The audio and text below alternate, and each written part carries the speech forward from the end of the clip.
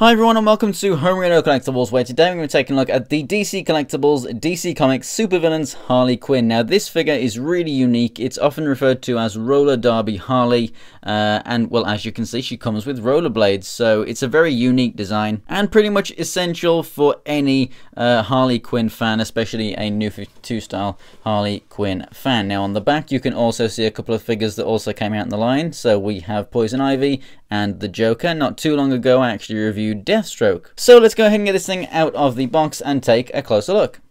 And here's Harley out of the packaging. Now the figure stands about 7 inches tall with the rollerblades on. The rollerblades add about ½ an inch to her size, so she would stand about 6.5 inches tall without them.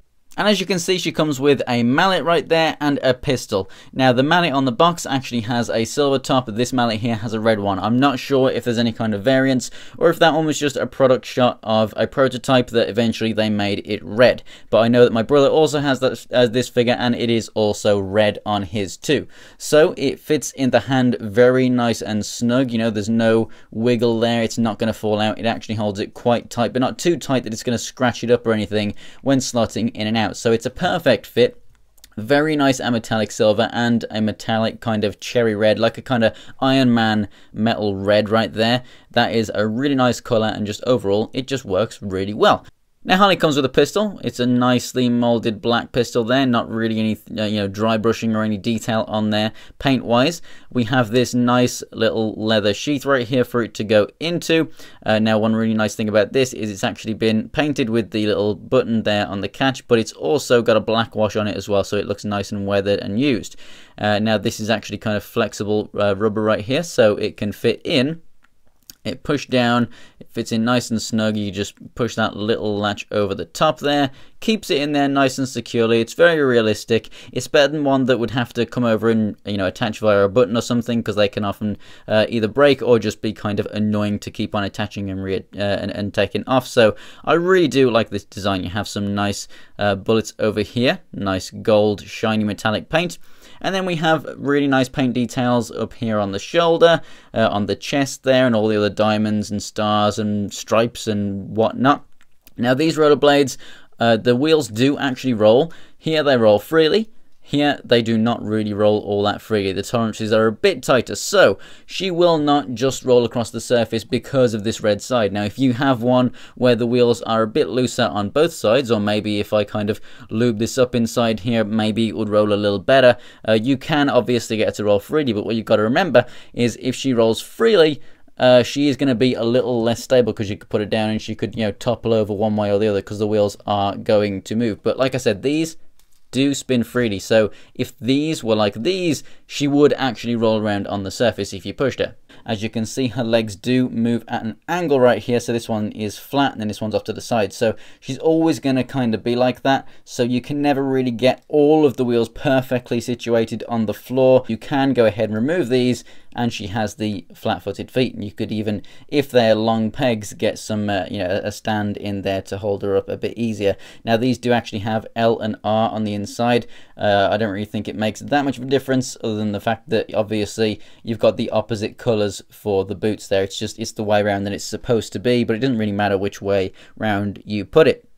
Looking at the head a little closer here, I mean the eyes, the eyeshadow, the lips, it's all painted really, really well. There's probably a bit too much red just right there on that lip, but other than that, painted really well. Love how they've done the hair. We do actually have a nice wash on the red side so that it just looks a little more realistic. Just a bit more detail in there. Now this one is kind of loose. The peg is actually shaped a bit more like a D, as you can see, so it's not really meant to rotate. However, you can rotate it because this is kind of a flexible rubber so that it doesn't snap. I just think that this doesn't have any glue on, and it should be glued in place because the black one doesn't move. So I think it should be glued in place much like that. But on mine, I can kind of move it around and create a bit of a wind-swept look, but I don't really think that you are supposed to. Now, as for the articulation, the head's on a ball joint, so it looks left and right, up and down. The choker can also move there as well. Because it's on a ball joint, you might be able to pop that off and take the choker off if you don't really want it there. These shoulder pieces move right here, enabling the arm to come all the way up and rotate all the way around. It's a bit like an Iron Man in that respect. Rotate the upper part of the arm, single jointed elbow, and this piece also can can rotate. Actually, that one's a bit stiff. I'll move this one. This piece can rotate so that you could centralize it if you really wanted to. The hands can rotate. I think there's a ball joint right here. Mine is kind of solid and I don't really want to mess with it too much in case it snaps. So I'd have to maybe heat that up to try and free that.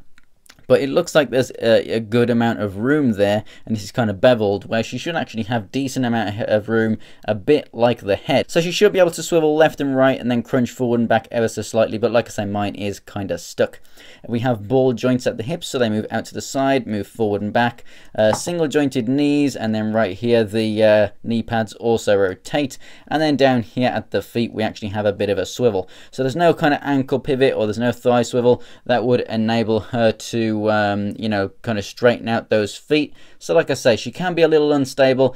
If the wheels on yours do roll, you might want to have some kind of a stand, or maybe just lean her up against your backdrop or something so that she doesn't roll off your shelf.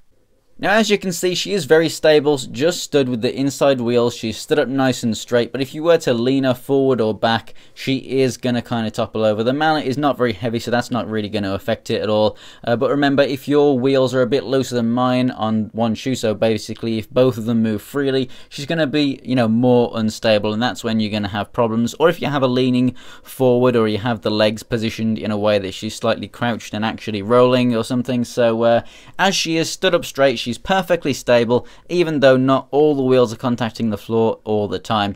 I definitely recommend this thing. The paintwork is done really good, especially on those straps on the back of the top right there.